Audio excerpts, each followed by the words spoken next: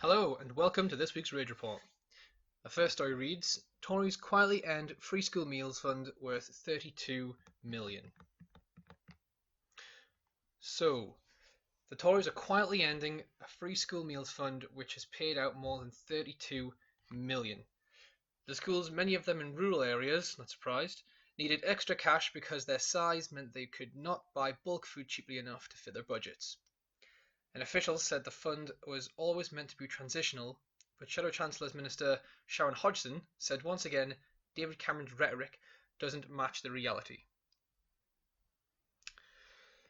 So, transitional. I feel like if it was transitional, there would be a program in place to slowly but surely reduce the amount whilst also making sure they were still able to keep the same amount of children having their free school meals. Transitional doesn't mean giving them this amount of money so it makes you look good and then taking it away.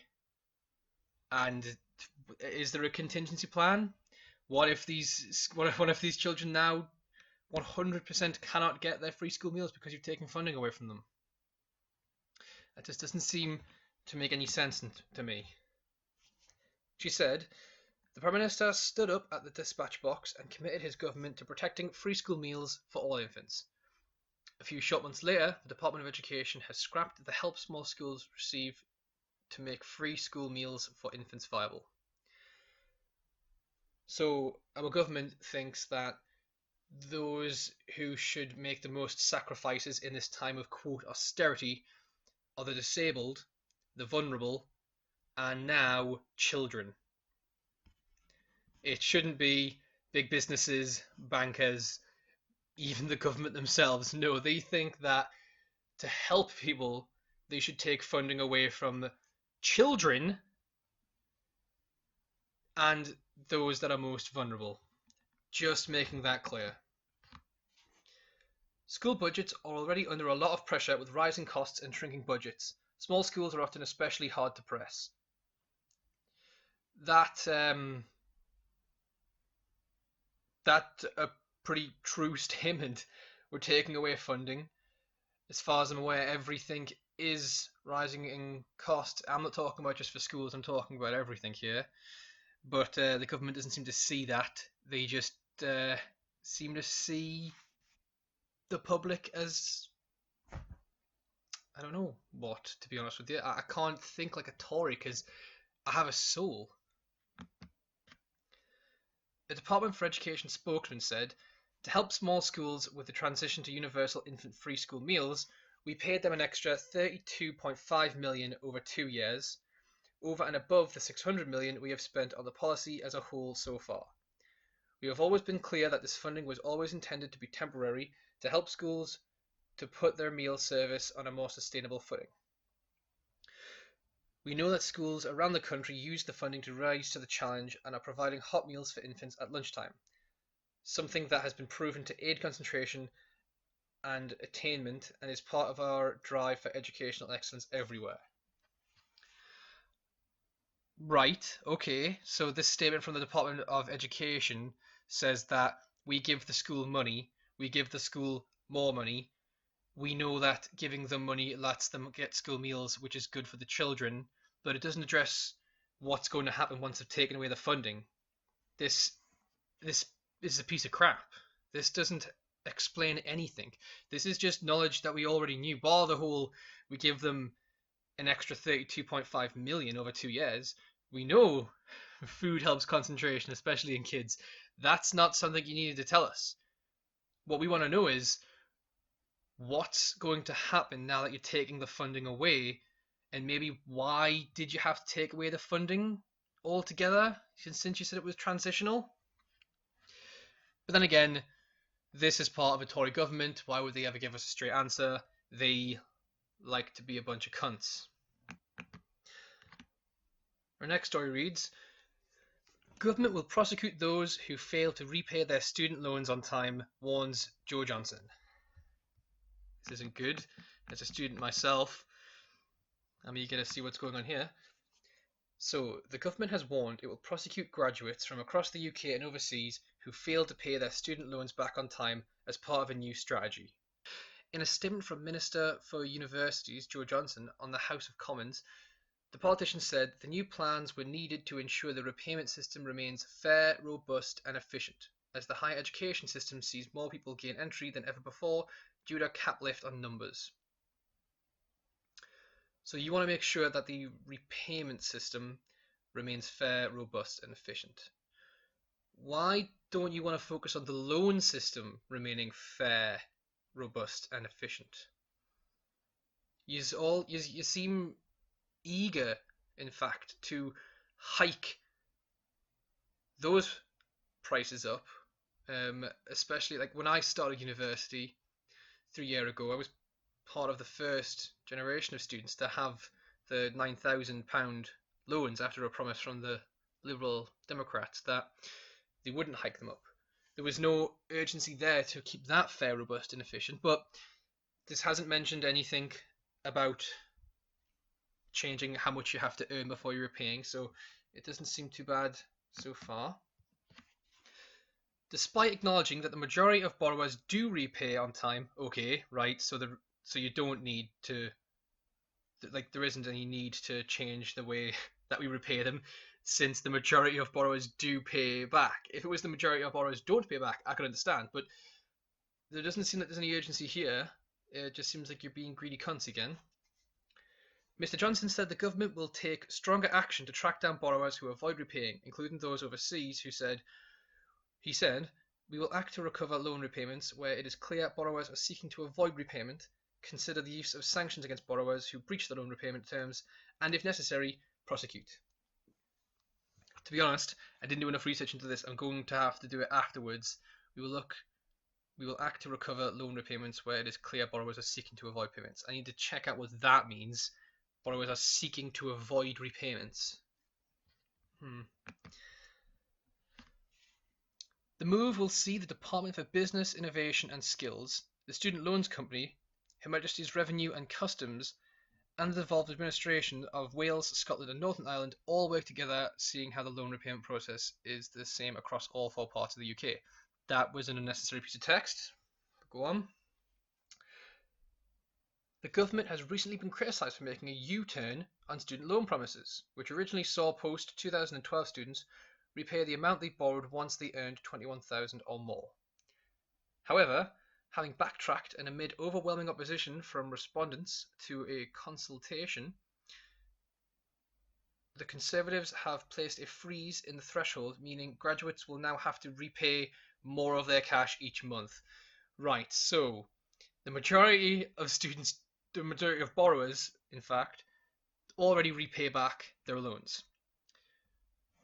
But for some reason, the government wants graduates to repay more of their cash each month. Why? Where's the need? There isn't any need. You're just being fucking greedy.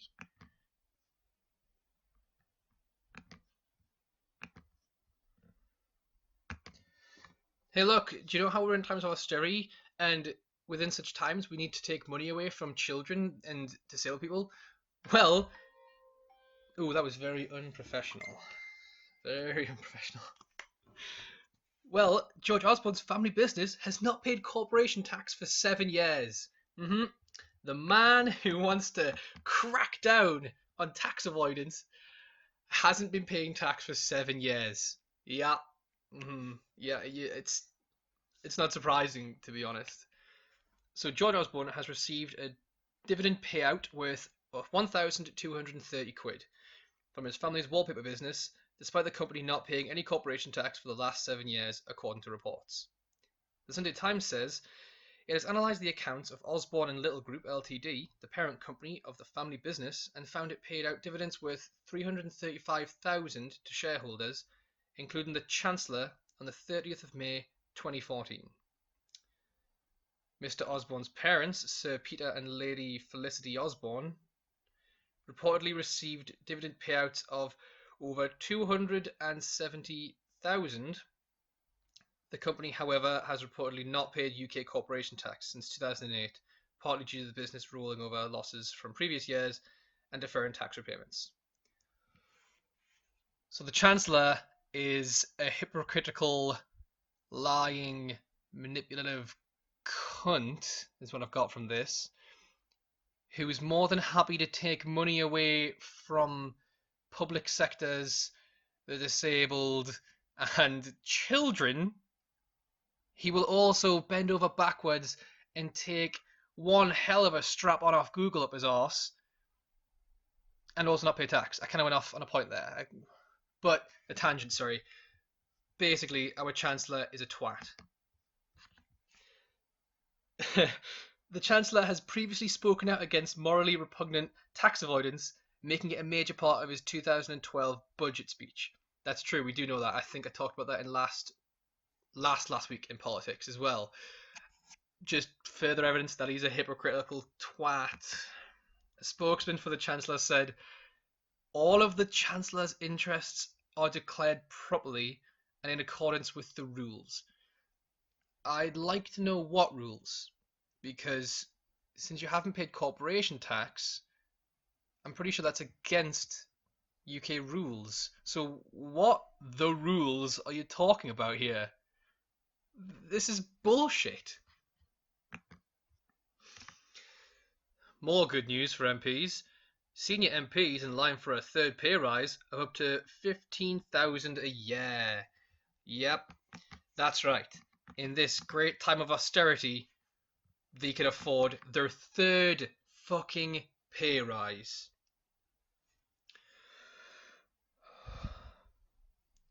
Senior MPs could be in line for their third bumper pay rise in a year. Around 80 members who also help chair committee meetings and debates are set to get the eye-watering wage hike. So around 80 members who also help do fuck all and do fuck all get the eye-watering wage hike. Half are in line for an extra $3,700 a year for no fucking reason. The other half could see up to $15,000 more in their pay packets for no fucking reason. Chairs who lead meetings of the influential groups already get up to $15,000 on top of the $74,000 they get for being an MP, depending on their length of service.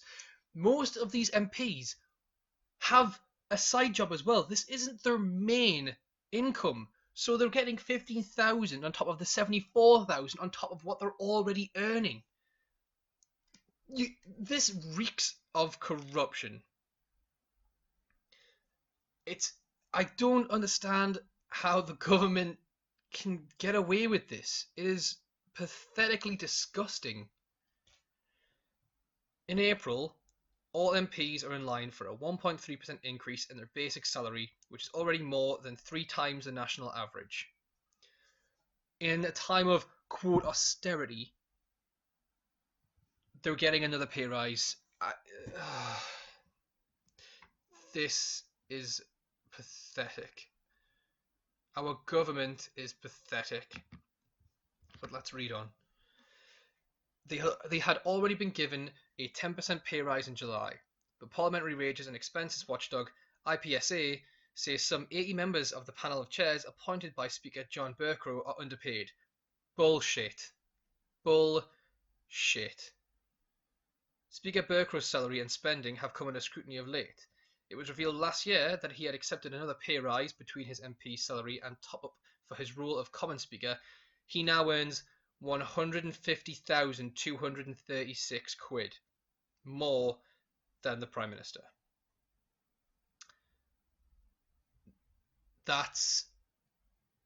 And for what? When someone becomes an MP, they should become an MP because they want to help the people, they want to help the public, or they want to help the country.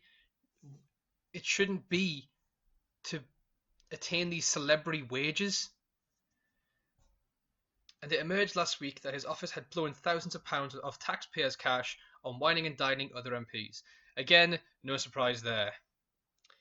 As well as splashing out on lavish dinners and fine plonk in his publicly owned residence, he also spent $2,000 on handmade beeswax candles, like a fucking posh wanker.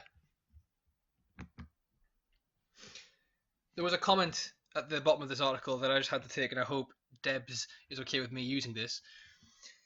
It goes, I guess if it's supposed to be I'm sorry, but I am totally confused about this.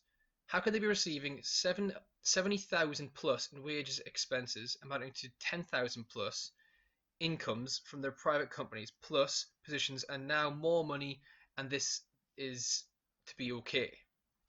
Cameron and pals are systematically robbing this country. Robin Hood in reverse. He knows full well he won't be around come next general election, so he really has nothing to lose. And if rhyming slang guy Hunt thinks he's going to stand for the Prime Minister, he's more deluded than I thought. It deeply offends me that we have food bank queues, growing homelessness on our streets, the disabled having to go to court to keep their pennies they're entitled to. I'll add something there. Oh, no, I won't. While the House of Parliament spends thousands of pounds on candles and reduced rate fine dining for millionaire MPs. This is not right, and it's not fair. The last story reads, Jeremy Cunt imposes contract on junior doctors in brutal end to damaging pay rise. So I'm sure we've all heard about this. Despite everybody not wanting the contract to go through, Jeremy Cunt has decided that democracy is dead and he's just going to push it through. So, Jeremy Cunt will impose his 7-day NHS contract on junior doctors against their will. The Health Secretary today brought a brutal close to the damaging rift over Saturday pay, the last sticking point nearly 3 years ago to the day after negotiations began. He was given the green light in a letter last night from NHS Chief Negotiator Sir David Dalton, whose 11th hour final offer to doctors' union, the British Medical Association, was rejected. He prompted fury with the move, which he announced at the same time as saying there'll be a review of how to improve NHS doctors' morale. What you don't seem to understand, Mr. Cunt, is that the doctors' morale is low because of you, because of your lies, because of your misrepresentation of statistics, and because of your lack of negotiations. You've been ducking the media, you've been avoiding any kind of confrontation with these junior doctors. I believe there was some kind of event happening, and the Tories knew junior doctors were going to be there, so they sent out a false letter. Sorry, they said, well, yes, it was a false letter meant for only junior doctors, saying the party was cancelled, and yet it was held elsewhere with just you and your like-minded idiot corrupt fools. Just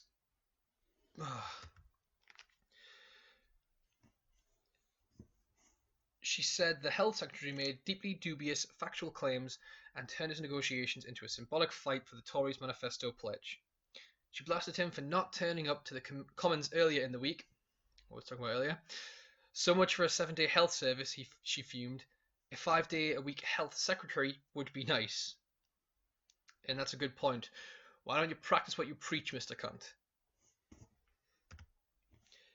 Imposing a contract is a sign of failure. It's about time the Secretary of State realised that.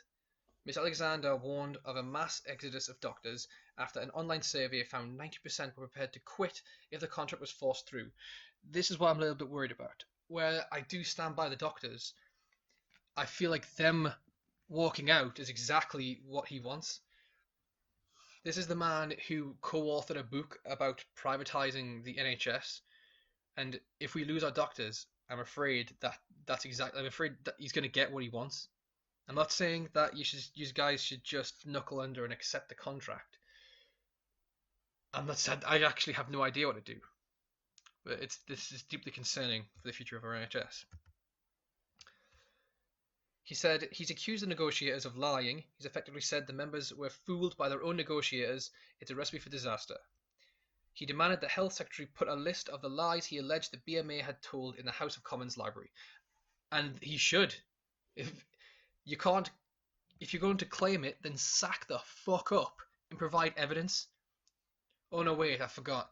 You're not going to do that because you're a Tory. You guys don't understand what it is to sack up. You're all just a bunch of whining, corrupt twats. For this story, I wanted to get the opinion of a friend of mine. He's training to become a doctor, and he's been doing this, well, his entire life, since GCSEs, I believe, back when the NHS wasn't on its arse from this disgusting government back in 2004. It would have been.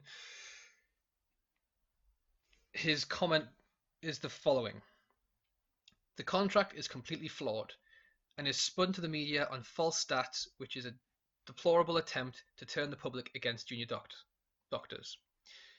It's also incredibly insulting that Jeremy's remarks are that docs don't understand the contract, along with the fact that 99% of related docs and almost every medical body have unanimously opposed the contract. The current contract is doing nothing to help a 7-day service because there is no extra funding whatsoever. Essentially, what they're doing is stretching 5 days worth of staffing over 7 days, which is fundamentally unsafe. And then to spin it to the media that doctors are being greedy and just have money at heart is disgusting. With regards to imposing it anyway, I wasn't even that surprised. Jeremy insists that the BMA won't come to the table to negotiate with him, but they just aren't able to. They had to agree to like 22 non-debatable preconditions before even meeting him. Jeremy has refused to interview junior doctors and has went to lengths to ban them from his recent events. So he knows he's wrong. Luckily, the hospitals are able to offer their own working deals to junior doctors which can bypass the contract, and I hope they do. Thanks very much for your comment. I'm going to keep this gentleman anonymous because, well, there's absolutely no need for us to know his name. The final thing I'm going to leave you with is a video from 2007 showing David Cameron talk about how he's going to protect junior doctors. Yep, another fucking lie from our government. I'll leave links to everything in the description below. Thanks for watching. Now, I'm not here to make a political speech. Someone mentioned Patricia Hewitt.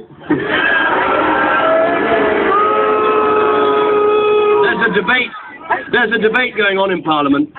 There are some people who say Patricia Hewitt is the worst health secretary we've had under this government. And there are other people who say this is completely unfair. She's the worst health secretary in the history of the NHS. I think this goes deeper. I want to see politicians of all parties make some simple pledges. No more pointless reorganisations when you're asked to reapply for your own job.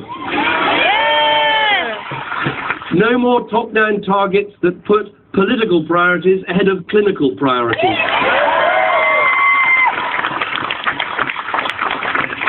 No more money wasted on NHS consultants, management consultants, now £600 million under this government, and top-down things like the NHS computer when the money should be going to patient care and to the staff who work at our NHS.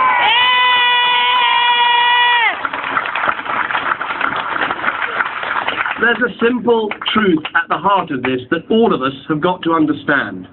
You came into the NHS not because you wanted to get rich, not because you wanted to get famous, but because you have a vocation about treating the ill, about curing people, about serving your communities. Politicians have got to understand that and start trusting the professionals that we've trained in our health service to run our health service.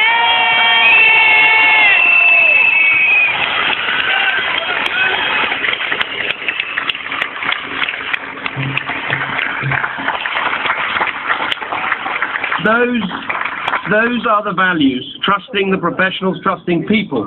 Those are the values that inspire me, that inspire Andrew Lansley. They're the ones we'll fight for in opposition, and they're the ones we'll fight for.